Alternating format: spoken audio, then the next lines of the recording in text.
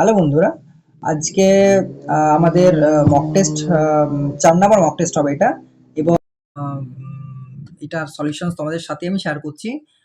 যেহেতু আমাদের হাতে বেশি সময় নেই আর ১৬ দিন আর ১৭ তারিখ দুটো ডেট কন্ডাক্ট করা হবে আমাদের WBPSC যে ক্লার্কশিপের এক্সামটা।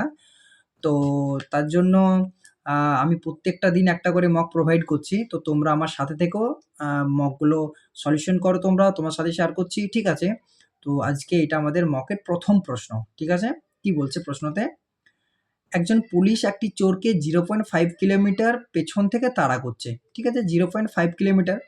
এরপর বলেছে চোরের গতিবেগ পুলিশের গতিবেগের ৮০% এবং পুলিশটি তাকে ১২ মিনিটে ধরে ফেলে, ঠিক আছে? তাহলে তাহলে আমাদের কি বের করতে হবে? আপেক্ষিক বের রিলেটিভ স্পিড যেটা হয়, ঠিক আছে? আপেক্ষিক বের করতে হবে। তাহলে আমাদের যেটা রিলেটিভ স্পিড হয়, ঠিক আছে? যেটা আমাদের রিলেটিভ স্পিড হবে, রিলেটিভ যেটা স্পিড সেটা বের করতে হবে। রিলেটিভ স্পিড কী করে পাবো আমরা? না, রিলেটিভ স্পিড কী করে পাবো? এই যে আমাদের টোটাল ডিস্টেন্স বলা আছে ০.৫ কিলোমিটার, আমি কিলোমিটার পার আওয়ারেই করছি কারণ আমাকে আলটিমেট অ্যান্সারটা কিন্তু কিলোমিটার পার আওয়ারেই চেয়েছে, মানে কিলোমিটার পার ঘন্টাতেই চেয়েছে, কিমি পার ঘন্টাতে। তাহলে এটা আমরা কিলোমিটার দেওয়া আছে, এবার সময়টাকে আমরা ঘন্টাতে করব। তাহলে ১২ মিনিট সমান কত? ১২/৬০ ঘন্টা। তাহলে ৬০টা উপরে উঠে যাবে, হ্যাঁ কি না? এটা আমাদের কিলোমিটার পার আওয়ারে চলে এলো, ঠিক আছে? তাহলে ১২/৫ কি ১২/৫ ৬০, ৫/৫ ২৫ মানে 2.5, 2.5 kilometre per hour, 2.5 kilometre per hour. এটা আমাদের আপেক্ষিক বেগ কিন্তু রিলেটিভ স্পিড, ঠিক আছে? এরপর কি বলা হয়েছে কোয়েশ্চেনে? পুলিশের গতিবেগ ৮০%, সরি, চোরের গতিবেগটা পুলিশের গতিবেগের ৮০%। তার মানে যদি ওদের রেশিও নিই আমরা, যদি টি ফর থিফ লিখি আর আমরা পি ফর পুলিশ লিখি, তাহলে থিফ আর পুলিশের যেটা স্পিডের রেশিও সেটা হয়ে যাবে কত? ৮০/১০০। ফার্দার ক্যালকুলেশন করলে 4/5, এটাই হয়ে যাবে না? আর আমরা জানি যদি সেম ডিরেকশন হয়, অর্থাৎ একই দিকে দৌড়ায়, একই দিকে যায়, তাহলে কিন্তু আপেক্ষিক গতিবেগটা কি হয়? দুটো গতিবেগের বিয়োগফল হয়। তাহলে এটা কি, যদি আমাদের চোরের গতিবেগটা টি ফর থিফ হয়, পি ফর পুলিশ হয়, তাহলে এই বেগটা কি দেওয়া আছে? এটা কি অ্যাকচুয়ালি দেওয়া আছে টি, সরি, যেহেতু পুলিশের গতিবেগটা বেশি, তাহলে পি মাইনাস টি হবে। এই গতিবেগটা বলা হয়েছে 2.5 কিলোমিটার পার আওয়ার, এটা হচ্ছে আপেক্ষিক গতিবেগ। এরপর রেশিওতে কি? রেশিওতে আমাদের পুলিশের গতিবেগটা 5 চোরেরটা 4, মানে রেশিওতে তাদের পার্থক্য তো 1 পার্থক্য। তাহলে 1 ভ্যালুই আমরা 2.5 কিলোমিটার পার আওয়ার বলতেই পারি। তাহলে এখান থেকে আমরা বলতেই পারি 1 যেটা ভ্যালু, 2.5 কিলোমিটার পার আওয়ার, ঠিক আছে? 1 ভ্যালু কিন্তু এটা 1 ভ্যালু, এটা 2.5 কিলোমিটার পার আওয়ার। এরপর কি চেয়েছে? চোরের গতিবেগ। চোরের গতিবেগ রেশিওতে কত? 4। তাহলে 4 ভ্যালু কত হয়ে যাবে? 4 ভ্যালু কত হয়ে যাবে? 4 ভ্যালুটা 4 ইকুয়ালস টু 4 ইন্টু 2.5, তার মানে 10 কিলোমিটার পার আওয়ার, ঠিক আছে? তাহলে আমাদের চোরের গতিবেগটা কত হয়ে যাবে? 10 কিলোমিটার পার আওয়ার। এটা আমাদের চোরের গতিবেগ, ঠিক আছে? চোরের গতিবেগ। পরের প্রশ্ন, ঠিক আছে? কি বলেছে প্রশ্নতে? এরপর বলা হয়েছে যে এই যে সংখ্যাগুলো দেওয়া হয়েছে 405, 648, 486, এগুলোর গসাগু দ্বারা লসাগুকে ভাগ করা হলে প্রাপ্ত মানটা কত হবে? তার মানে এই সংখ্যাগুলোর গসাগু বের করতে হবে, লসাগু বের করতে হবে। তাহলে আমরা লসাগু বের করার আমি একটা বেশ শর্টকাট একটা আমি পদ্ধতি বলতেই পারো তোমরা, আমি বলে দিচ্ছি কীরকম। না, এই সংখ্যাগুলোকে আমি মাল্টিপিলে ভাঙবো। কীভাবে? এটাকে দেখো, আমরা 405 প্রথমে 5-এর মাল্টিপিল ভাঙতে পারি। তো 405কে কী লিখতে পারি আমরা? এই যে 3টা সংখ্যা, 405কে আমরা লিখতে পারি কি? 405কে আমরা কি লিখতে পারি? 405কে আমরা লিখতে পারি 405, ঠিক আছে? আমি 3টে যদি আলাদা আলাদা কলাম করি, 648 আর 486। তো 405কে আমরা কিন্তু কী লিখতে পারি? 5 ইন্টু 81 লিখতে পারি। 648কে কী লিখতে পারি? 81 যেহেতু একটা পেয়েছি, 5 তো এখানে পাবো না, তাহলে 81 ধরে করার চেষ্টা করি। 81 ইন্টু 8 লিখতে পারি, দেখো, ঠিক আছে? এরপর যেহেতু 81 অলরেডি পেয়ে গেছি, একেও 81 ইন্টু 6 লিখতেই পারি। তাহলে দেখো, এখানেও 81, এখানেও 81, এখানেও 81, হ্যাঁ, ঠিক আছে? তাহলে আমাদের প্রথমে যদি এই শেপটা খুঁজি, তাহলে এই শেপ সেটা হয় না যেটা দ্বারা সবগুলোকেই ভাগ করা যায় এবং যেটা সব থেকে বড় হবে তার বড় দ্বারা সেগুলোকে ভাগ করা যায় না একই সাথে, ঠিক আছে? তাহলে এখানে 81 দেখতে পাচ্ছি, কারণ 5, 8, 6-এর মধ্যে আর কোনো কমন পাচ্ছি না। তাহলে এই শেপ পেয়ে যাচ্ছি আমরা 81, ঠিক আছে? HCF যেটা, সেটা 81 হয়ে যাচ্ছে, হয়ে গেল, একটা পেয়ে গেলাম। এরপর আমার এলসিএমও চাই, অর্থাৎ যেটা লোয়েস্ট কমন মাল্টিপিল, যেটা এক তো 81তে পেয়ে যাচ্ছি, তারপর দেখবো বাকি কোনগুলো কমন পাচ্ছি। তাহলে আমরা এলসিএমের জন্য কি দেখব? এলসিএমের জন্য কি দেখব? 81 তো পাচ্ছি, তার সাথে কোনগুলো আমরা কমন পাচ্ছি। যেমন 5-এর জন্য 5 টাকা নিতেই হবে, কারণ এগুলোর মধ্যে আর কোনো কমন নেই। 8 আর 6-এর মধ্যে কমন কিন্তু 2 পাচ্ছি। 8 টাকা 2 × 4 লেখা যায়, 6 টাকা 2 × 3 লেখা যায়। তাহলে এখান থেকে 2 তো পাচ্ছি, আরও 4 পাচ্ছি আর 3 পাচ্ছি, হ্যাঁ কি না? কারণ 8 টাকা 2 × 4 লেখা যায়, 6 টাকা 2 × 3 লেখা যায়। তাহলে 2 তো দুটোতেই কমন, তাহলে 2 একটা চলে আসবে আর 4 3 আলাদা করে চলে আসবে। তাহলে টোটাল এলসিএম এটা আর এইচসিএফ এটা। তাহলে আমাকে সেটাই বলা হয়েছে যে এলসিএমকে এইচসিএফ দ্বারা ভাগ করতে হবে, তাই না? তাহলে আমার এটা এলসিএম যদি আমরা করি, এলসিএম ডিভাইডেড বাই যদি এইচসিএফ করি, আমরা কি পাবো না 81 × 5 × 2 × 4 × 3, আর নিচে আমাদের এইসব হচ্ছে 81। তাহলে এই 81 কাট হয়ে যাবে। তাহলে আমার কত পড়ে থাকলো? 10 40 40 3 120। তাহলে 120 আমাদের উত্তর হয়ে যাবে। ঠিক আছে, তোমরা দেখে নিও, 120 উত্তর হয়ে যাবে, কারণ 81 কাট করে দিয়েছি। ওপরে পড়ে থাকছে কত? 5 × 2 × 4 × 3, তাহলে গুণফলটা 120 হয়। তাহলে অ্যান্সার আমাদের 120। ঠিক আছে, এরপর পরের প্রশ্ন কি বলেছে প্রশ্নতে? এক ব্যক্তি 48 কিলোমিটার/ঘন্টা গতিবেগে 24 কিলোমিটার গাড়ি চালায় এবং পরবর্তী 1.5 ঘন্টায় সে 40 কিলোমিটার/ঘন্টা গতিবেগে গাড়ি চালায়। পুরো যাত্রায় কি বলেছে? তার গড় গতিবেগ। তো আমরা জানি গড় গতিবেগ যেটা এভারেজ স্পিড হয়, এভারেজ স্পিড কি হয়? ঠিক আছে, এভারেজ স্পিড হয় যে টোটাল ডিস্টেন্স আপন টোটাল টাইম, তাই না? তাহলে আমরা যদি এভিজি এভারেজ স্পিড যদি বলতে চাই, এভারেজ স্পিড সমান কি হয়? টোটাল ডিস্টেন্স যেটা হয়, টোটাল ডিস্টেন্স, ঠিক আছে, টোটাল ডিস্টেন্স টোটাল টাইম দ্বারা ভাগ করতে হয়, টোটাল টাইম। ঠিক আছে, তাহলে টোটাল ডিস্টেন্স কত? এখানে বলা হয়েছে এক ঘন্টায় 48 কিলোমিটার/ঘন্টা গতিবেগে 24 কিলোমিটার গাড়ি চালায়। তাহলে এখানে আপাতত ডিস্টেন্স 24, এর পরেরটা কত? 1.5 ঘন্টা 40 কিলোমিটার/ঘন্টা বেগে গাড়ি চালায়। তার মানে কি এখানে ডিস্টেন্স কত হয়ে যাবে? এখানে বলা হয়েছে, সরি, এটা 80 কিলোমিটার/ঘন্টা। তাহলে এখানে মানে 1.5 ঘন্টা সে যাচ্ছে 80 কিলোমিটার/ঘন্টা গতিবেগে। তার মানে এখানে কতটা ডিস্টেন্স কভার করছে? এখানে কিন্তু 120 কিলোমিটার, কারণ 80 × 1.5 করলে 120 হয়। তাহলে এটা হয়ে গেল টোটাল ডিস্টেন্স। টোটাল টাইম কত না? প্রথমে বলেছে 48 কিলোমিটার/ঘন্টা বেগে 24 কিলোমিটার যাচ্ছে।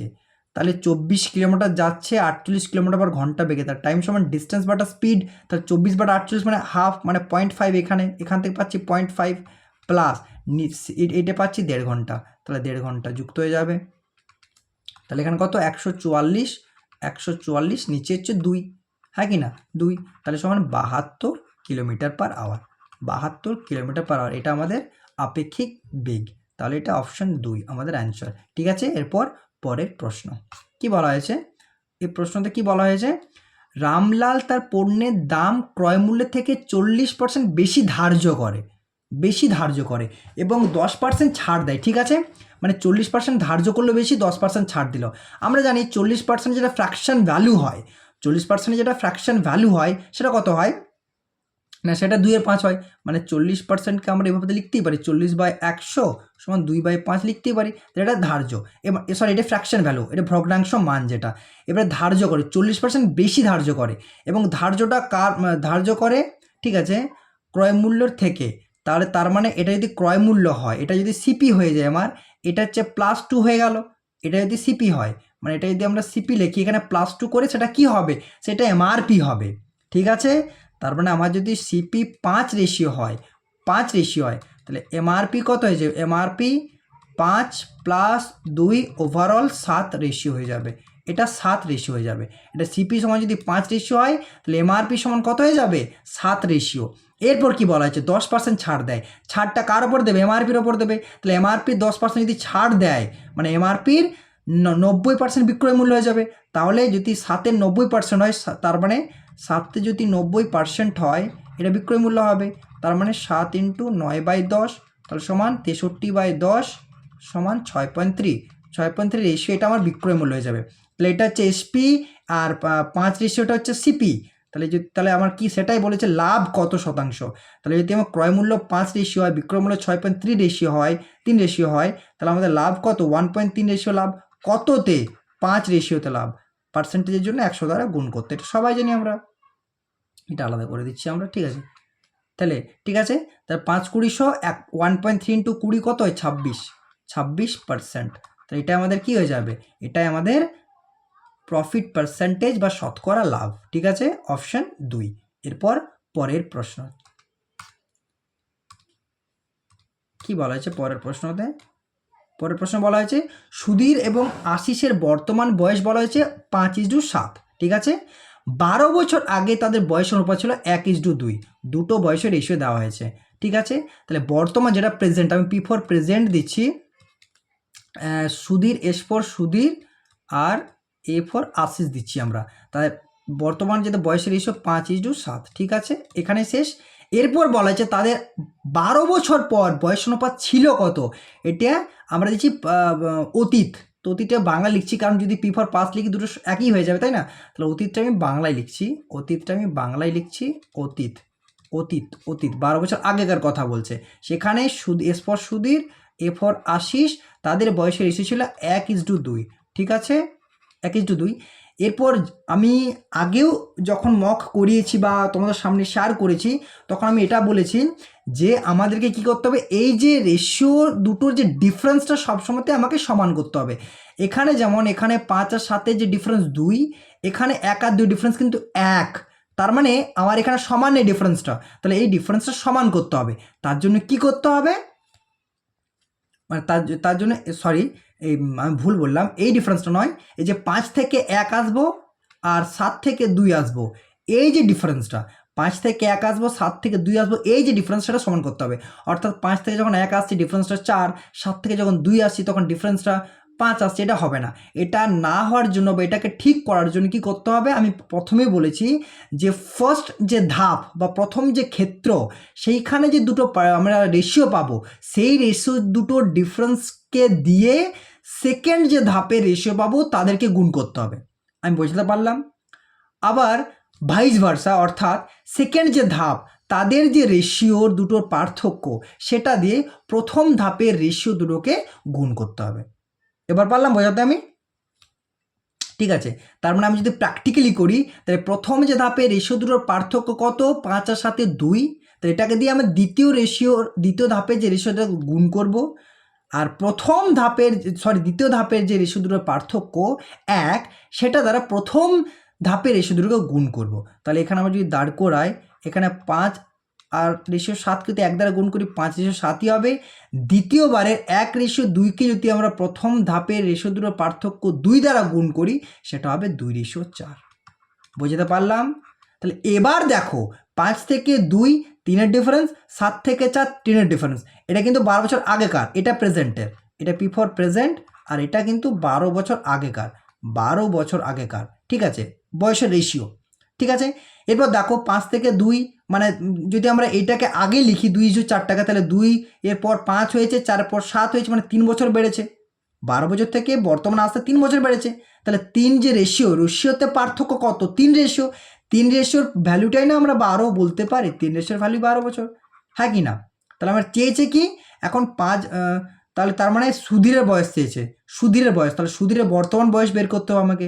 সুধীরের বর্তমান বয়স কত, 5 বছর, 5 রেশিও, তাহলে 1 রেশিওর ভ্যালু কত, 3 রেশিওর ভ্যালু যদি 12 হয়, আমি যদি একটু এরপর 3 রেশিও ভ্যালু 12, এটা দেখি না তোমরা, 3 রেশিওর ভ্যালু 12 যদি আমরা লিখতে বলেছে না, সেই জন্য আমরা ইরেজ করছি পুরোটাই। ঠিক আছে, তাহলে 3 রেশিওর ভ্যালু 12 ছিল, তাই না? তাহলে যদি আমরা এখানে লিখি 3 রেশিওর ভ্যালু 12 বছর, তাহলে 1 রেশিওর ভ্যালু কত হয়ে যাবে, 4 বছর, তাই না? 1 রেশিওর ভ্যালু 4 বছর। যদি 1 রেশিওর ভ্যালু 4 বছর হয়ে যায়, আর আমরা সুধীরের বর্তমান বয়সটা কত পেয়েছি, কারণ সুধীরের বয়স চাইছি, তাহলে সুধীরের বর্তমান বয়স 5 রেশিও পেয়েছি, তাই না? তাহলে 5 রেশিওর ভ্যালু কত হয়ে যাবে, 5 রেশিওর ভ্যালু হয়ে যাবে 5 4 20 বছর, 5 × 4, তাই না? 5 4 20 বছর। এরপর কিন্তু এটা উত্তর নয়, আমাদের উত্তর চেয়েছে কি, সুধীরের বয়স কত হবে, কখন, 5 বছর পর। তাহলে বর্তমানে 20 বছর, 5 বছর পর হবে 25 বছর। ঠিক আছে, এটা আমাদের প্রাপ্ত উত্তর, 25 বছর। ঠিক আছে, এরপর পরের প্রশ্ন কি বলেছে প্রশ্নতে, যদি একটি সমবাহু ত্রিভুজের 34% বৃদ্ধি করা হয়, বাহুটা বলেছে, তাহলে এর ক্ষেত্রফল কত শতাংশ বৃদ্ধি পাবে? আমরা জানি সমবাহু ত্রিভুজের ক্ষেত্রফল হয় ওভার 3/4 ইন্টু এ স্কোয়ার, এ যেখানে বাহু। তো দেখো এটা বাদ দিলে বাকি যে √3/4 এটা পুরোটা আমাদের কি ধ্রুবক, এটা কিন্তু ধ্রুবক। তাহলে এটা কিন্তু এটার জন্য কোনো কিছু চেঞ্জ হবে না, চেঞ্জ হবে এইটা বাহুটার জন্য। তাহলে 34% বৃদ্ধি করা হয়। তাহলে 34%-এর ফ্র্যাকশন ভ্যালু কত আমরা জানি, 34%-এর ফ্র্যাকশন ভ্যালু কত হবে 17/50, হ্যাঁ কি না? কারণ 34/100 17/50, তার মানে প্রথমে 50 থাকলে তারপরে হয় 67, ঠিক আছে। আর যেহেতু এ স্কোয়ার, তার মানে প্রথমবারেরটা ক্ষেত্রফল কত হবে, এটা এ, এটা ভ্যালু পেলাম কার, এর ভ্যালু পেলাম, এটা এর ভ্যালু পেলাম, এর ভ্যালু পেলাম। প্রথমে 50 ছিল, তারপর 67 হলো। এরপর এ স্কোয়ার ভ্যালু পেতে হলে কী করতে হবে আমাকে, 2500 থেকে 67 স্কোয়ার কত পাবো আমরা, 4 থাকে, 742, 82 84, 84 88, 88 8 থেকে 8 6 34 44, 4489, এটা হচ্ছে 25 থেকে 4489, ঠিক আছে। তোমরা 700 স্কোয়ার করে নিয়ে দেখে নিও 4489ই পাবে। তাহলে 2500 থেকে 4489 হচ্ছে আমার ক্ষেত্রফলটা বাড়ছে, কত বাড়ছে, ঠিক আছে 1989 বাড়ছে, তাই না? কততে বাড়ছে, 2500-তে, তাই না? তাহলে 100-তে কত বাড়ছে আমরা দেখতেই পারি। তাহলে এখান থেকে যদি আমরা ভাগটা করে নিই তাহলে কত পাবো, 25 সাথে 175 হচ্ছে, তাই না? তারপর 23, 25 সাথে 175, 98 যেহেতু হচ্ছে 23 থাকে, তারপর 25 নয় 225, মানে অ্যান্সার আমার হয়ে যাবে এটা, ঠিক আছে। তোমার মতো ক্যালকুলেশনটা করে নিও। আমি যদি এটা কি ঠিক হলো, হ্যাঁ 779 9 থেকে 4, 742 42 আর 2 84 84 84, 4 88 4 থেকে 8 6 6 36 44, ঠিকই আছে, ঠিক আছে, তাই না? তাহলে 2500 আর 1944 4489, ঠিকই আছে, ঠিক আছে। তোমার অ্যান্সার এটাই হবে। এরপর পরের প্রশ্ন, ঠিক আছে। পরের প্রশ্ন কি বলেছে, পরের প্রশ্নতে বলেছে যে নিম্নলিখিত প্রশ্নবোধক চিহ্নে কি হবে। তার মানে এখানে এই যে মানটা এটা কি হবে, এটাকে আমরা এক্স ধরে নিতে পারি। তাহলে এটা কি বলা হয়েছে, এটা বলা হয়েছে 200 মাইনাস 7 ইন্টু 5 বাই এক্স হয়ে যাবে, ঠিক আছে। এটা সরি 5 ইন্টু এক্স, সরি এটা এক্সটা গুণ ছিল, আমি ভুল করছি, এক্সটা কিন্তু গুণ ছিল, এক্সটা গুণ ছিল আর 3টা ডিভাইডেড বাই ছিল, মানে 3টে এখানে হবে। এটা সমান বলা হয়েছে 60, ঠিক আছে, এটা সমান বলা হয়েছে 60, এটা সমান বলা হয়েছে 60, তাই না? এটা যদি আমি নিচে লিখি, এটা সমান বলা হয়েছে 60, ঠিক আছে। এরপর যদি ক্যালকুলেশন করার চেষ্টা করি আমরা, তাহলে এটা কত পাবো, এটা পাবো 200, এটা পাবো মাইনাস 35 x/3, এটা সমান 60 পাবো, ঠিক আছে। তাহলে 35 x/3 যদি আমরা এটা 200টাকে আমরা রাইট হ্যান্ড সাইডে নিয়ে যাই, তাহলে এটা 140 হয়ে যাবে, কারণ 200 মাইনাস 60 হয়ে যাবে, তখন সাইন চেঞ্জ হয়ে যাবে। কারণ এদিকে গেলে 60 মাইনাস 200 মানে মাইনাস 140, এদিকে মাইনাস, আমি মাইনাসগুলো একেবারে সাইন চেঞ্জ করে নিলাম, ঠিক আছে। এরপর এক্স সমান কত হয়ে যাবে আমার, 140/35 ইন্টু 3, তাই না? তাহলে 35 আর 140, 4 ইন্টু 3 সমান 12, তাহলে এক্সের মানটা কত হয়ে যাবে, 12 হয়ে যাবে, ঠিক আছে। এরপর পরের প্রশ্ন কি বলেছে প্রশ্নতে, যদি 3m সমান 8n সমান 24p হয়, তাহলে m is to n is to এর অনুপাত কত। আমরা জানি যদি এটা সমান এটা হয়, তাহলে আমরা যদি এটা শর্টকাট যদি পদ্ধতি এটা বলি, তাহলে এটা আমরা কিছু করার দরকার থাকে না, m is to n is to পিটা কী হয়, অনন্যক হয়ে যায়। মানে 3 গুণ আছে তো, এগুলো 1/3 রেশিও 1/8 রেশিও 1/24 হয়ে যাবে, আর কিচ্ছু থাকে না। তাহলে তখন 24, আমরা যদি এর নিচেরটা যেহেতু রেশিও আছে, তাহলে নিচেরটা যদি সমান করতে চাই, বা অন্য দিক থেকে যদি বলি আমরা, যদি 24 আমাদের এলসিএম নিই, তাহলে বা নিচেটা যদি সমান করতে চাই, তাহলে নিচের সমান করতে 24 হবে, তো 24 এলসিএম করতে হলে প্রথমেটাকে 8 দ্বারা গুণ করতে হবে, কারণ নিচেটা সমান হয়ে যাচ্ছে, 8 3 24 নিচে সমান, এখানে কত দ্বারা গুণ করতে হবে, 3 দ্বারা গুণ করতে হবে, এখানে 1 দ্বারা গুণ করতে হবে, তাহলে 8:3 এটা আমাদের রিকোয়ার্ড আনসার বা প্রাপ্ত উত্তর। তোমরা যদি চাও আমি এটাকে ট্র্যাডিশনাল ওয়েতে করে দিতে পারি 3m ratio 8n ratio 24p, তো এটাকে আমরা কে ধরে নিতে পারি। ঠিক আছে, কে ধরে নিতে পারি, বা যদি আমরা এটা 1/k ধরে আরও সুবিধা হয় কী রকম, তাহলে 3m সমান 1/k, তা 3m সমান 1/k যদি হয় তাহলে m সমান 3/k, তাই না? m সমান 3m সমান যদি m সমান যদি 1/k ধরি, তাহলে 3m সমান 1/k, এখান থেকে যদি আমরা কে ধরে নিই, 1/k না ধরে কেই ধরি তাও হবে, কোনো ব্যাপার নেই। 1/k ধরলেও হবে, কে ধরলেও হবে, কোনো ব্যাপার নেই। আমি যদি কেই ধরি তাহলে 3m সমান কে, তাই না? এটা যেহেতু এগুলো সমান বলেছে, এগুলো সমান বলেছিল, ঠিক আছে। তাহলে 3m সমান 1/k, 3m সমান কে যদি হয়, m সমান আমরা বলতেই পারি k/3, এখান থেকে আমরা বলতে পারি n সমান k/8, এখান থেকে বলতে পারি p সমান k/24, তাই না? একই চলে আসছে। এরপর এসে করলে কেগুলো তো এমনিতেই কাটা যাবে, তাহলে 1/3, 1/8, 1/24 আমি যেটা প্রথমেই লিখে দিয়েছিলাম। তো আমাদের পরীক্ষার হলে তো আমাদের এই ওয়েটা দেখবে না, আমাদের উত্তর দেখবে, তো তার জন্য আমি এটাই করলাম। তোমরা যেটা চাও করতে পারো, তো আমি বলবো পরীক্ষার জন্য এটাকে প্রেফার করবে, ঠিক আছে? এই প্রথম পদ্ধতিটা। এরপর পরের প্রশ্ন কি বলেছে, পরের প্রশ্নতে বলা হয়েছে যে x, y, z একসাথে 25 দিনে একটি কাজ করে, তাহলে x প্লাস ওয়াই প্লাস জেডের কাজটি করতে 25 দিন সময় লাগে, ঠিক আছে।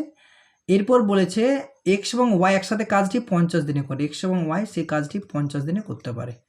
তাহলে আমি কি বলেছি, এরকম কোশ্চেন থাকলে আমাকে প্রথমে কি বের করতে, এফিসিয়েন্সি বের করতে হবে, ঠিক আছে। এফিসিয়েন্সি করার জন্য কি করতে হবে, এই যে দিন সংখ্যাগুলো পাবো এদের এলসিএম নেবো, 25 50 এলসিএম কত হবে, 50 হয়ে যাবে। তাহলে এই যে 50 এলসিএম নিলাম, এরপর আমি জানি টোটাল ওয়ার্ক ইকুয়ালস টু কী হয়, টোটাল ওয়ার্ক ইকুয়ালস টু কি হয় না এফিসিয়েন্সি টু টাইম হয়, তাই না? এফিসিয়েন্সি ইন্টু টাইম হয়, তাই তো। তাহলে এই যে টোটাল ওয়ার্ক এটা পেয়ে গেলাম, তাহলে এফিসিয়েন্সি ইকুয়ালস টু কী হয়ে যাবে, টোটাল ওয়ার্ক আপন টাইম হয়ে যাবে। তাহলে 50 টোটাল ওয়ার্ক আর 25 যদি টাইম হয়, তাহলে এদের এফিসিয়েন্সি 2 আর এর এফিসিয়েন্সি 1। তাহলে X Y Z efficiency 2, X Y এর এফিসিয়েন্সি 1, তার মানে জেড এফিসিয়েন্সি কত হয়ে যাবে, 1 হয়ে যাবে নিশ্চয়ই। তাহলে জেড এফিসিয়েন্সি এখান থেকে আমরা পেয়ে যাচ্ছি 1, এটা 1 ইউনিট, জেড এফিসিয়েন্সি, এটা এফিসিয়েন্সি, ঠিক আছে। এটা ই ফর এফিসিয়েন্সি আমি লিখলাম, ঠিক আছে। এবার জেড একা একই কাজ করতে কত দিনে সম্পন্ন করবে, তাহলে টোটাল ওয়ার্ক তো 50, ওর এফিসিয়েন্সি 1, তাহলে দিন সমান আমরা কি পেয়ে যাবো, টোটাল ওয়ার্ক আপন এফিসিয়েন্সি, তাহলে টোটাল ওয়ার্ক আপন এফিসিয়েন্সি ইকুয়ালস টু 50 দিন, ঠিক আছে। এরপর আমার পরের প্রশ্ন, ঠিক আছে বন্ধুরা, একটু আমি ব্রেক নিচ্ছি। হ্যাঁ বন্ধুরা, এরপর আমরা পরের প্রশ্নতে যাব, ঠিক আছে। কি বলা হয়েছে বন্ধুরা, এই প্রশ্নটা আমার ভুল হয়েছিল, তার কারণ আমি 48/6 করেছিলাম, তো 23/, মানে 24/3 করছিলাম, কিন্তু সেটা অপশান ছিল না, 8 যে হতো সেটা আউট অফ ব্রেন হয়ে গেছিলো, তো ঠিক আছে। তো পরে বুঝলাম অনেক বড় ব্লান্ডার হয়েছে।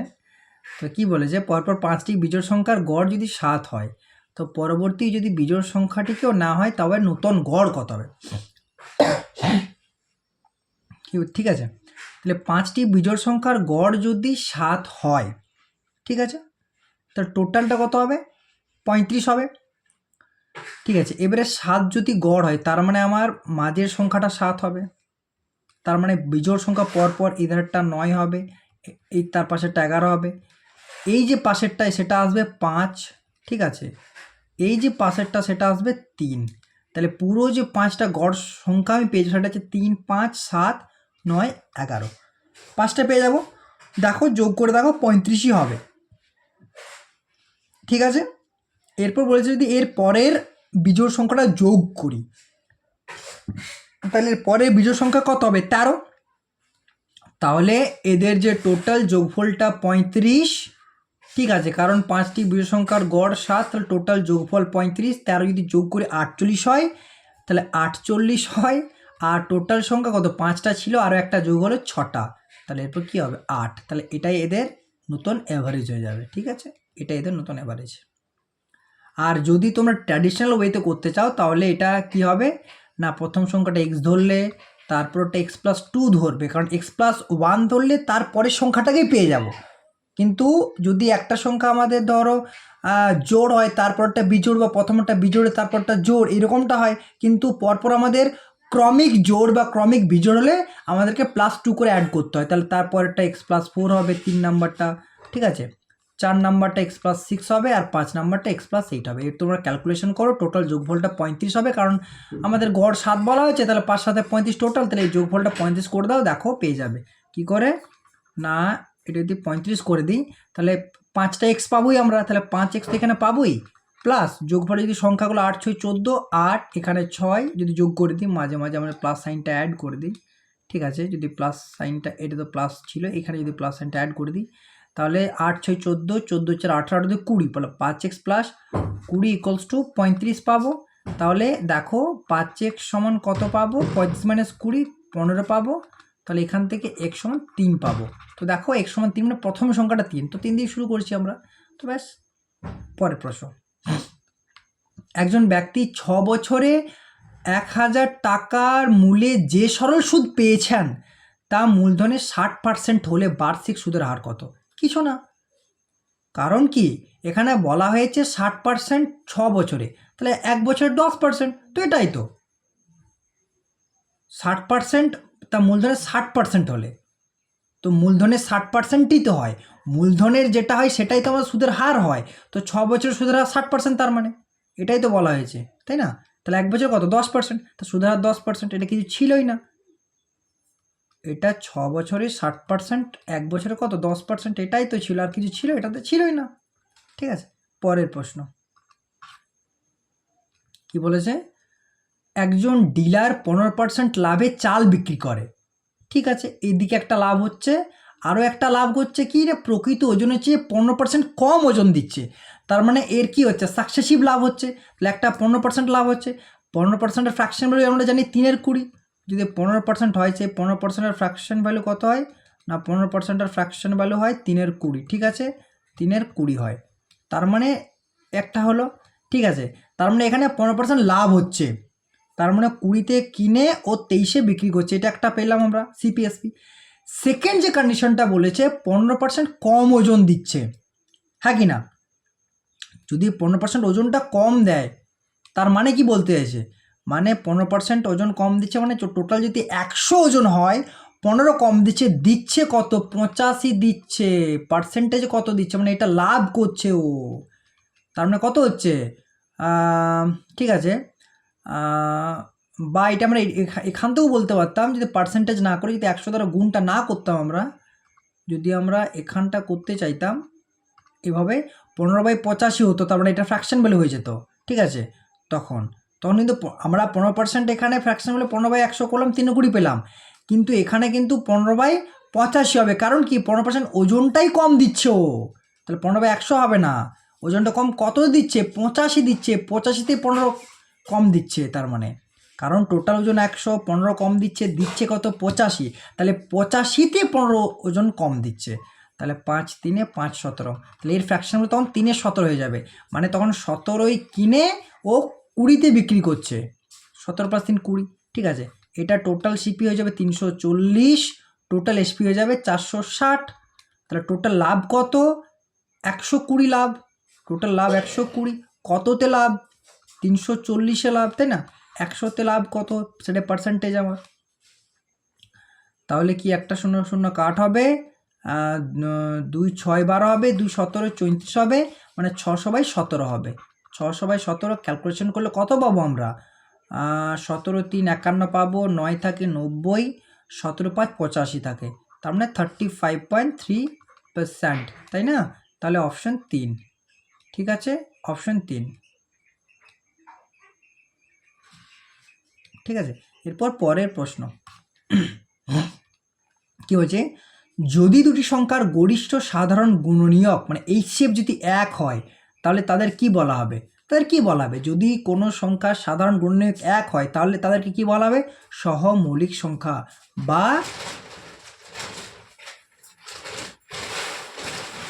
ঠিক আছে, সহমৌলিক সংখ্যা বা কি বলা হয় এদেরকে, কো প্রাইম নাম্বার। ঠিক আছে, কো প্রাইম নাম্বার, ইংরেজি যদি বলি সেটাকে কি বলা হবে, কো প্রাইম নাম্বারস।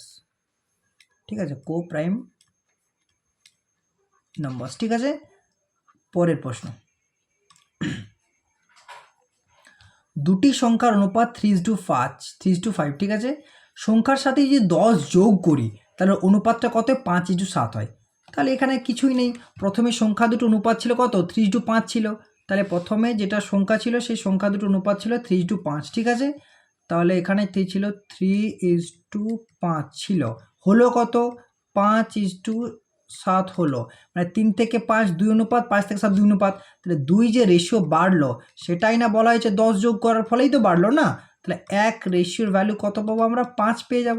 ঠিক আছে, এরপর কী বলে, তাহলে ছোট সংখ্যা কোনটা, ছোট সংখ্যা 3টা, তাই না, 3টে ছোট সংখ্যা, তো 5 3 15, তাহলে মানটা কত হয়ে যাবে, 15 হয়ে যাবে, কারণ 3 রেশিওর ভ্যালু চাই আমার। তাহলে 3 রেশিও ইকুয়ালস টু কত হবে, 3 × 5 হয়ে যাবে, সমান 15 হয়ে যাবে, তাই না। পরের প্রশ্ন কি বলছে, একটি বই 10% লাভে 704 টাকায় বিক্রি করা হয়, যদি এটি 664 টাকায় বিক্রি করা হয় তাহলে লাভ কত। তাহলে যে বইটা আছে সেই বইটা ক্রয় মূল্য কনস্ট্যান্ট, তার মানে আমাকে কোনোভাবে ক্রয় মূল্যটা বের করতে হবে। তাহলে কি বলা যায়, একটি বই 10% লাভে 704 টাকা বিক্রি করে, তার মানে 10% লাভে, যদি 100% ক্রয় মূল্য হয় 10% লাভে বিক্রি করছে, তার মানে 110 টাকা বিক্রয় মূল্য। তাহলে 110%-এর ভ্যালুই কি 704 নয়। ঠিক আছে, তাহলে 1%-এর ভ্যালু কত হবে, 1% সমান কত হবে, 704/110, এটা 1%-এর ভ্যালু। 100%-এর ভ্যালু কত হবে, 100%-এর ভ্যালু 704/110 × 100, তাই না, একটা শূন্য একটা শূন্য। ঠিক আছে, তাহলে 11 যদি দ্বারা কাটি আমি, 11 6 66, 11 4 11 4 থাকে 44 হয়, ইন্টু 10 হয়, তাহলে 640, এটা আমাদের সিপি হয়ে গেল, এটা সিপি, এটা ক্রয় মূল্য হয়ে গেল 640 টাকা। এরপর কী বলেছে, 664 টাকা যদি বিক্রি করা, মানে এটা এসপি হয়ে যাবে, তাহলে লাভ কত, 24 টাকা লাভ হবে। কততে লাভ হবে, 640 টাকাতে হবে, 100 দ্বারা গুণ করলে পার্সেন্টেজ পেয়ে যাব।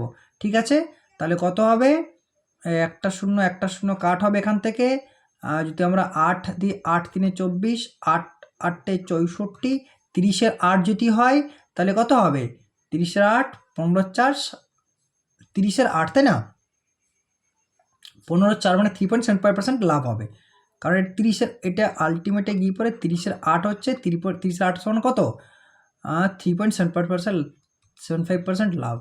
এরপর পরের প্রশ্ন, ঠিক আছে, কি বলেছে এই প্রশ্নতে, বালি এবং লোহার 1 কেজি মিশ্রণে 20% লোহা বর্তমান থাকে।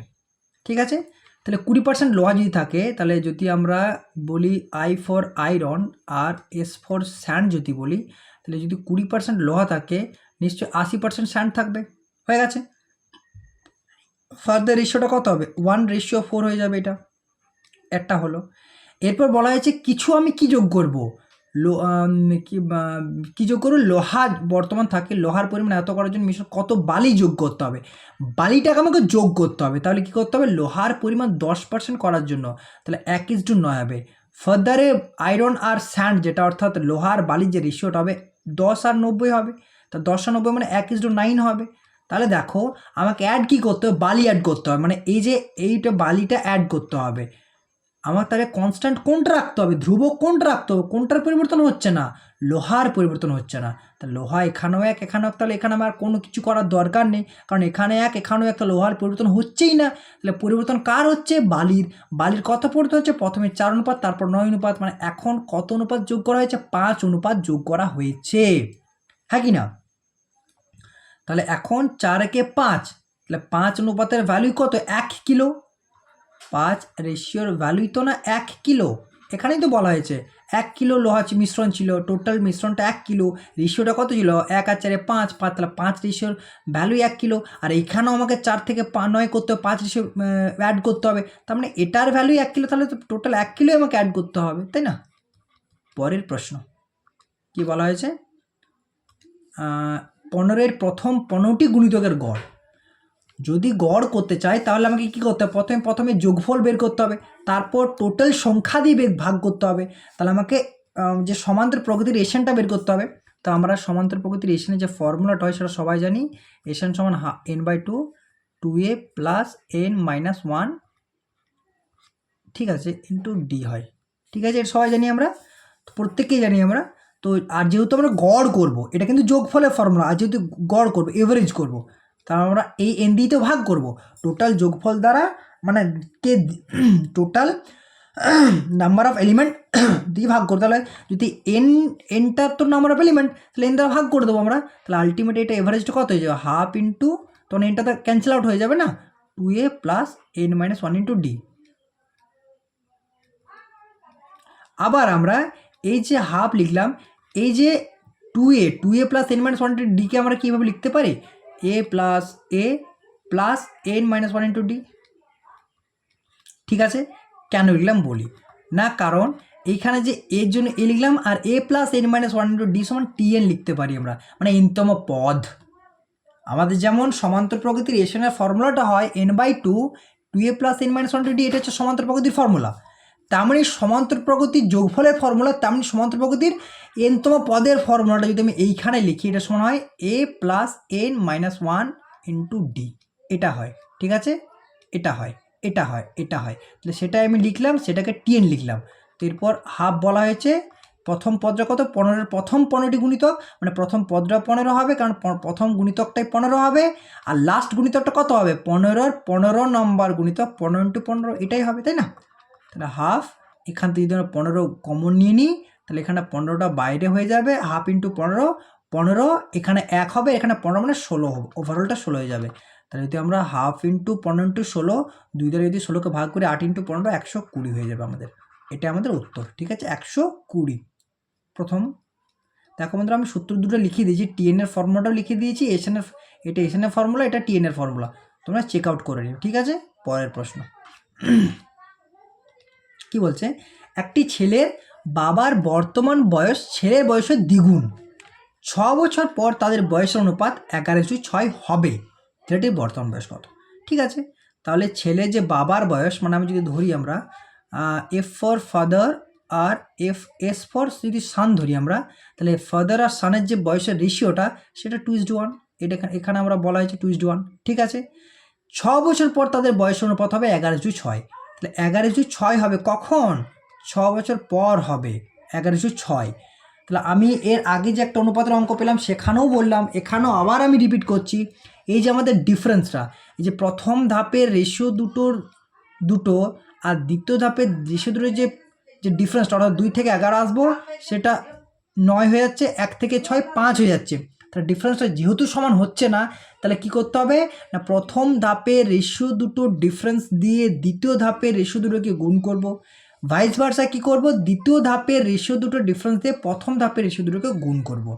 তাহলে দেখো, প্রথম ধাপের রেশিও দুটো ডিফারেন্স 1 দ্বারা গুণ করা না করা একই ব্যাপার, সেই মানটাই চলে আসবে। দ্বিতীয় ধাপের রেশিও দুটোর পার্থক্য 11/5, তাহলে সেইটা দিয়ে প্রথম ধাপের রেশিও দুটোকে যদি গুণ করি, সেটা হবে 10:5, আর এটা তো 11:6 থাকবে 1 দ্বারা গুণ করলে। তাহলে এরপর দেখো 10 থেকে 11, 5 থেকে 6, এই ডিফারেন্সটা এবার 1 হয়ে গেছে, সমান হয়ে গেছে, 10 থেকে 11 ডিফারেন্সটা 1, 5 থেকে 6 ডিফারেন্সটা 1, তাহলে 1 সমান হয়ে গেছে। তাহলে এটাই আমার দরকার। এরপর কি বলা যাচ্ছে, ক বছর পর, এটা ক বছরের ব্যবধানে হয়েছে, 6 বছরের ব্যবধানে হয়েছে। তাহলে কি এই 1 রেশিওর ভ্যালুটাই আমরা 6 বছর বলতে পারি না? ঠিক আছে, এরপর কি বলা হয়েছে, ছেলেটির বর্তমান বয়স, ছেলেটির বর্তমান বয়স কত না, ছেলেটির এখন কিন্তু আমরা আর পুরনো রেশিওগুলো নিয়ে কাজ করব না, যখনই কোনো একটা রেশিওকে গুণ করা হবে, তাতে 1 2 3 4 যে কোনো সংখ্যা দ্বারা গুণ করাতে পারে, তাহলে কিন্তু আমরা সেকেন্ড টাইম ওই যে গুণ করা রেশিওগুলো দিয়েই কাজ করব। তাহলে এরপর আমাদের রেশিও কিন্তু 10 আর 5 হয়ে যাবে, এটা হচ্ছে বর্তমান বয়সের রেশিও, এটা হয়ে যাবে। তাহলে 1 বছর 1 রেশিও যদি ভ্যালু 6 বছর হয়ে যায়, তাহলে ছেলের বর্তমান বয়স রেশিওটা কত, 5 রেশিও, তাহলে 5 রেশিও সমান কত হবে, 5 × 6 সমান 30 বছর হবে। তাহলে ছেলের বর্তমান বয়সটা কত হবে, 30 বছর। ঠিক আছে, পরের প্রশ্নের পর কি বলা হয়েছে, একটি বৃত্তের পরিধি 13.2 সেমি হলে এর ব্যাসার্ধ কত? যদি 13.2 সেমি হয়, তাহলে এর ব্যাসার্ধ কত? ঠিক আছে, ঠিক আছে? তো আমরা জানি যে আমি রেশিওটা আমি বলে দিচ্ছি। একটা বৃত্তের পরিধির ফর্মুলা কী হয়? 2πr হয়। 2πr হয় সমান 13.2 হয়। ঠিক আছে? তাহলে এখানে যদি r এর মানটা বের করতে চাই 13.2/2 পাই মানে 22/7, 22/7টা উপরে উঠে যাবে, তাই না? তাহলে এটা হয়ে গেল। এবার যদি ক্যালকুলেশন করি 22 দুগুণে 44 আর 3 132 হয়, তাহলে একটার পর দশমিক মানে 0.3 হয়ে যাবে এটা, আর 7 মানে 2.1। এটাই আমাদের রেডিয়াস। এটা তো রেডিয়াস না, এটা রেডিয়াস না, তাই এত সেমি, তাহলে এটা আমাদের উত্তর হচ্ছে 2.1 সেমি। আচ্ছা বন্ধুরা, তোমরা কি জানো যে পায়ের ভ্যালু কত হয়? 22/7 হয়। তো তোমরা কি জানো যে 22/7টা কিসের রেশিও? আচ্ছা, যদি না জানো আমি বলে দিই।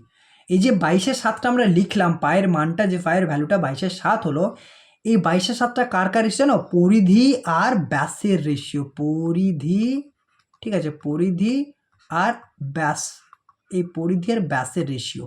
ঠিক আছে, পরিধি আর ব্যাসের রেশিও, অর্থাৎ কোনো বৃত্তের যদি পরিধি 22 অনুপাত হয় তাহলে তার ব্যাসটা মাস্ট বি 7 অনুপাত হবে। আমি বোঝাতে পারলাম?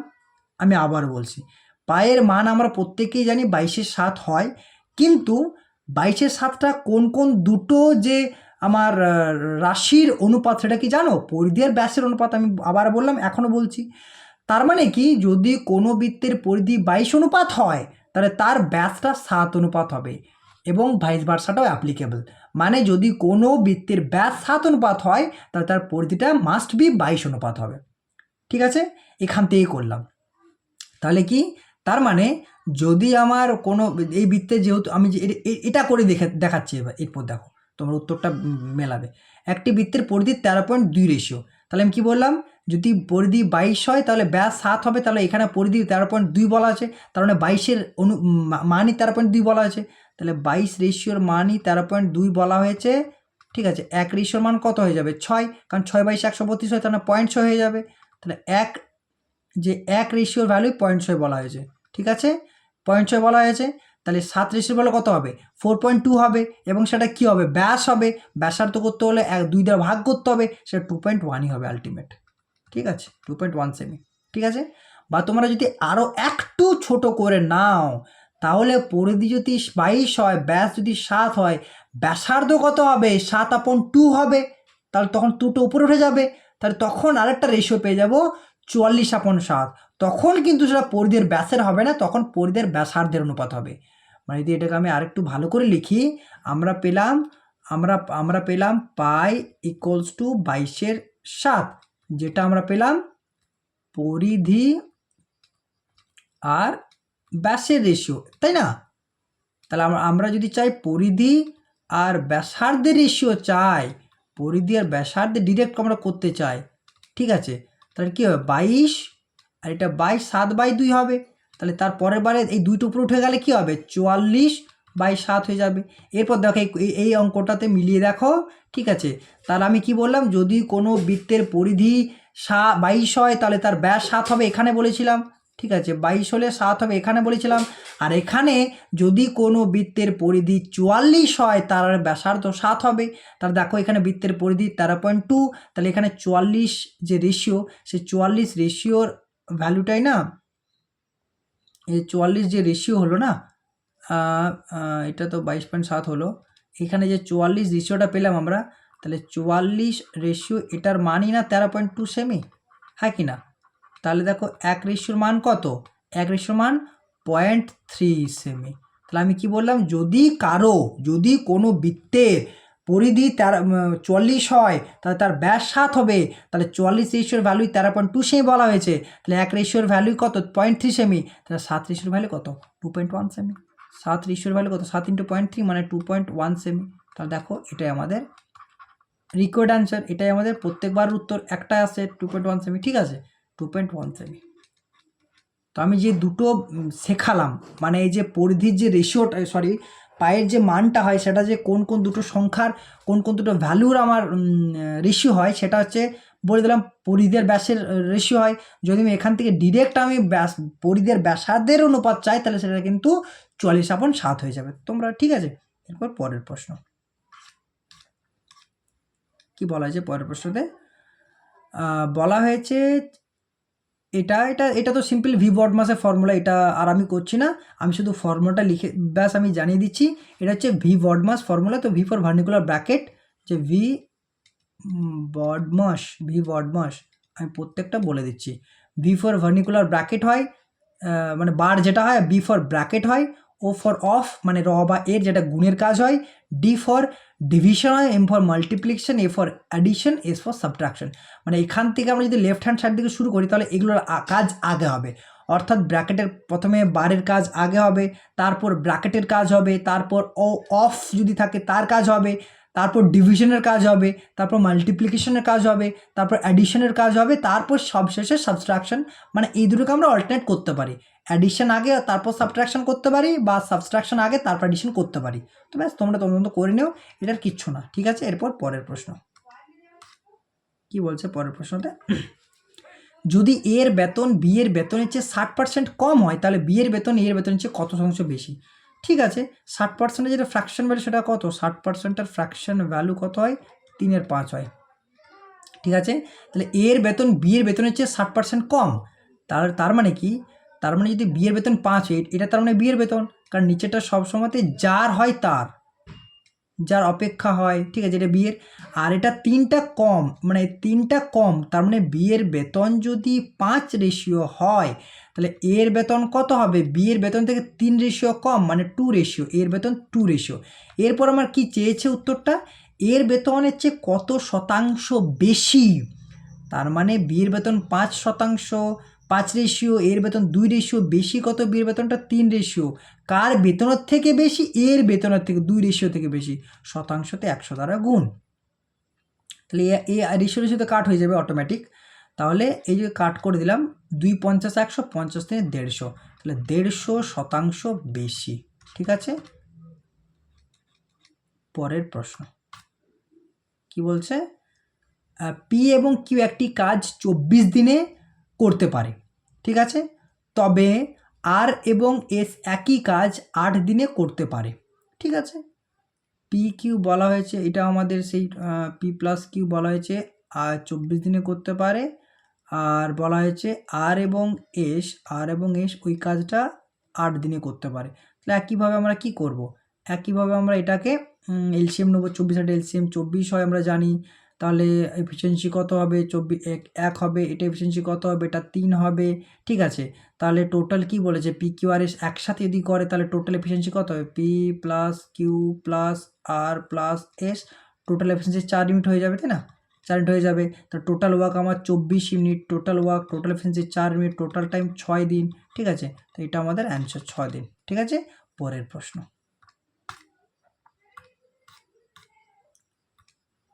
কি বলা হয়েছে? একজন ফল ব্যবসায়ী 40টি কলা বিক্রি করে 60টি কলার ক্রয় মূল্য পান। তার মানে 40টি কলার বিক্রয় মূল্য সমানই 60টি কলার ক্রয় মূল্য বলা হয়েছে, এটাই বলা হয়েছে না? তার মানে 40টি কলার যেটা ক্রয় মূল্য 40 সিপি সমান 60টি কলার বিক্রয় মূল্য 60 এসপি, এটাই বলা হয়েছে। তাহলে সিপি আর এসপি যদি রেশিও বের করতে চাই, আমরা সিপি আর এসপি যদি রেশিও বের করতে চাই, একজন ফল ব্যক্তি 4টি কলা, সরি আমি ভুল বললাম, 40টি কলা বিক্রি করে, মানে 40টি কলা এসপি সমান এটা হবে। তাহলে এই যে একটু ভুল হলো বন্ধুরা, এটা একটু ভুল হলো। ঠিক আছে, এটা 40টি কলার এসপি, সিপি নয়, কারণ 40টি কলা বিক্রি করে বলা হয়েছে, তাই না? এখানে কি বলা হয়েছে? 40টি কলা বিক্রি করে বলা হয়েছে, তাহলে 40টি কলার এসপি 40টি কলার এসপি সমান 60টি কলার সিপি। ঠিক আছে, তাহলে এরপর আমরা সিপি আর যদি এসপি রেশিও বের করতে চাই, সমান কত হয়ে যাবে? 40/60 হয়ে যাবে, তাই না? তার মানে 2/3 হয়ে যাবে। তার মানে সিপি যদি 2 হয়, বিক্রয় মূল্য মানে যদি ক্রয় মূল্য যদি 2 হয়, তাহলে আমার বিক্রয় মূল্য কত হয়ে যাচ্ছে? 3 হয়ে যাচ্ছে। তাহলে লাভ কত? লাভ 1, ক্রয় মূল্যের উপর লাভ হয় 100 দ্বারা গুণ করতে হবে, মানে 50% লাভ। ঠিক আছে, এটা আমাদের উত্তর 50%। পরের প্রশ্ন, ঠিক আছে, কি বলা হয়েছে? দুটি সংখ্যার অনুপাত 11:6 এবং তাদের গসাগু 4 হলে ক্ষুদ্রতম সংখ্যাটি নির্ণয় করো। আমরা জানি যদি দুটি সংখ্যার অনুপাত 11:6 হয় তাহলে গসাগু যদি 4 মানে 1 রেশিওর ভ্যালুই 4 পাবো। কেন পাই আমরা বলে দিচ্ছি। দুটি সংখ্যা আমি যদি একটাকে 11x ধরি, তাহলে আরেকটা সংখ্যা 6x, তাহলে এই দুটো সংখ্যার গসাগু কত হবে? x হবে। কেন x হবে? কারণ আমরা জানি গসাগু মানে হচ্ছে HCF অর্থাৎ হাইয়েস্ট কমন ফ্যাক্টর, মানে সব থেকে বড় সেই সংখ্যাটা যে সংখ্যাটা দ্বারা প্রত্যেককে একই সাথে ভাগ করা যাবে। তো এই যে দুটো সংখ্যা পাচ্ছি আমরা, সেই দুটো 11x বলতে 11 ইন্টু এক্স আর 6 ইন্টু এক্স মাল্টিপ্লাই আছে ওদের সাথে।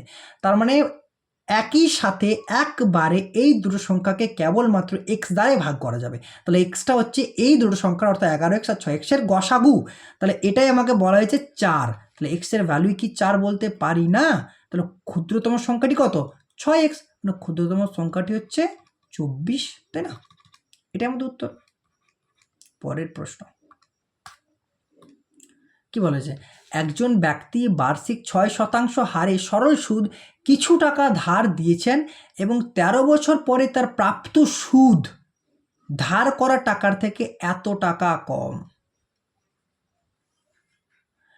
তার মানে অ্যাকচুয়ালি সুদ আর আসলের পার্থক্য এটা বলা হয়েছে, এটাই তো বলা হয়েছে না? এই যে ভাষাটা বলা হয়েছে ধার করা টাকার থেকে 220 টাকা কম, ধার করা টাকার থেকে 220 টাকা কম, তার মানে কি? তার মানে যে টাকাটা ধার করেছি সেটাই আমার আসল টাকা, তাহলে তার থেকে এত টাকা কম, মানে সুদটা কোনটা? সুদটা। তাহলে সুদ আর আসলে পার্থক্য এটা বলা হয়েছে। এবার দেখো সুদ আর মানে সরি আসল আর সুদের পার্থক্য হবে আসল মাইনাস যেটা সুদ, সেটা পার্থক্যই বলা হয়েছে 220 টাকা, তাই না? এটা বলা হয়েছে। আর আমি যদি শতাংশে পার্থক্য ধরি, তাহলে আসল তো 100%, আমরা সকলেই জানি 100% আসল হয়। সুদটা কত না? প্রতি বছর 6% হারে সুদ হয়। কত বছর খাটাচ্ছি? 13 বছর। তাহলে টোটাল সুদটা কত? মানে আসল আমার 100% হবে, সুদটা আমার কত হবে? 6.78% হবে। ঠিক আছে, হ্যাঁ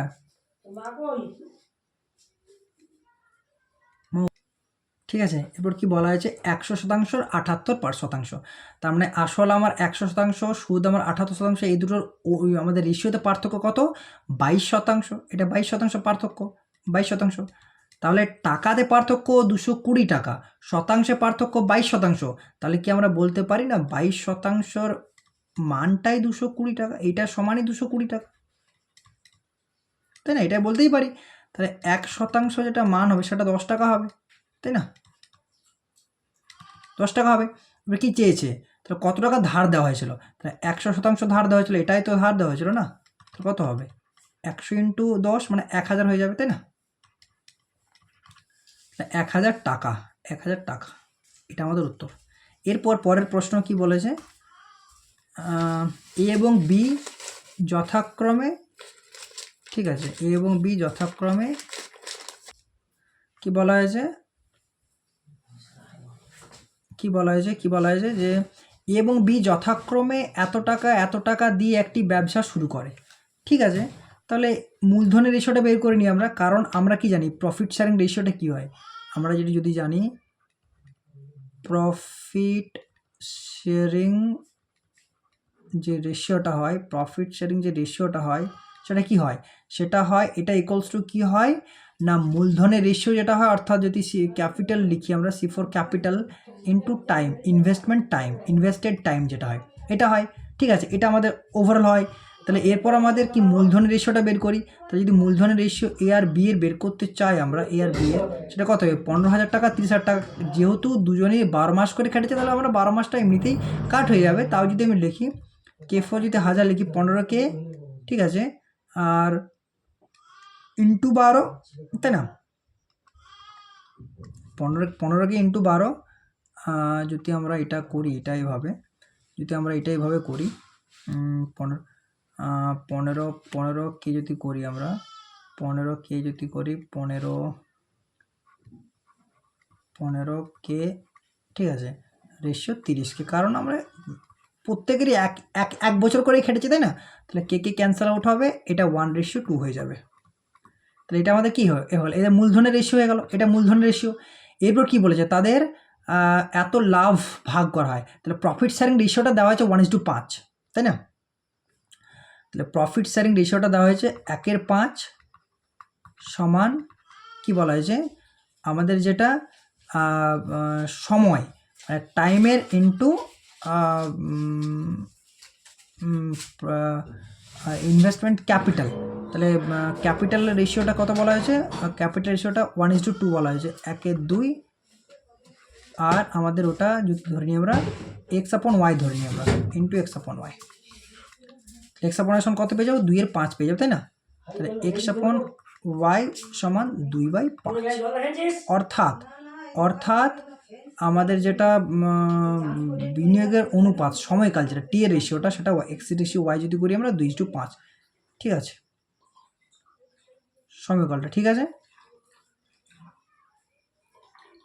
তো ব্যাস এটা আমাদের 2:5।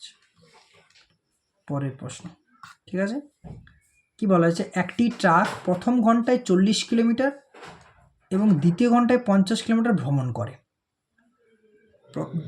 বন্ধুরা এই জায়গাটা কিন্তু একটু বোঝা, দ্বিতীয় ঘন্টা বলেছে, 2 ঘন্টায় 50 কিলোমিটার ভ্রমণ করে এমনটা বলেনি, কিন্তু দ্বিতীয় ঘন্টায় মানে প্রথম যে ঘন্টাটা সেটা 40 কিলোমিটার চলে গেল, তারপরের ঘন্টাতে 50 কিলোমিটার গেল, তাহলে কি বলে গড় বেগ কত, total distance divided by total time.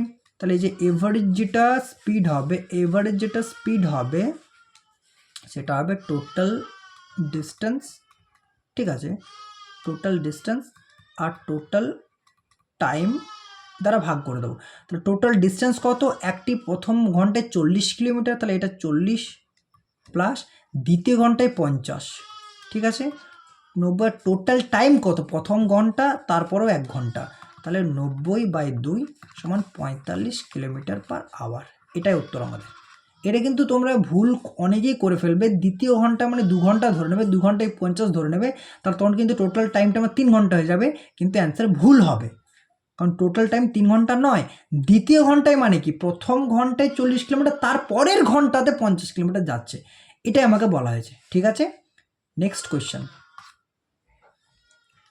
কি বলা হয়েছে একটি মানি ব্যাগে 1 টাকা 2 টাকা 5 টাকার মুদ্রা যথাক্রমে রেশিওটা বলা হয়েছে, ডিনোমিনেশনসের রেশিও বলা হয়েছে 2:5:3, ঠিক আছে, রাখা হয়েছে, সব মিলিয়ে যদি 54 টাকা থাকে, তাহলে 1 টাকার যদি আমার 2টো কয়েন থাকে 2 টাকা থাকবে, 2 টাকা থাকবে, ঠিক আছে, এটা 2 টাকা থাকবে মানে 2 টাকা থাকবে, রেশিওতেই ধরি আমি 2 রেশিও থাকবে, যদি আমার 2 টাকার 5টা কয়েন থাকে তাহলে 10 রেশিওতে থাকবে, প্লাস যদি 5 টাকার 3 রেশিও থাকে তাহলে 15 রেশিওতে থাকবে, তাহলে 2:10:15 টোটাল টাকাটাই কি আমার 54 টাকা নয়, তাহলে 27 রেশিওর ভ্যালু কত বলা হয়েছে 54 টাকা বলা হয়েছে, তাহলে 1 রেশিওর ভ্যালু কত বলা হয়েছে 2 বলা হবে, তাহলে কি চেয়েছে আমার 5 টাকার মুদ্রা কতগুলি ছিল, তো 1 টাকা 2 টাকা 5 টাকা, 5 টাকার মুদ্রা কতগুলি ছিল, তাহলে 3 রেশিও ছিল, তাহলে 3 রেশিওর ভ্যালুই না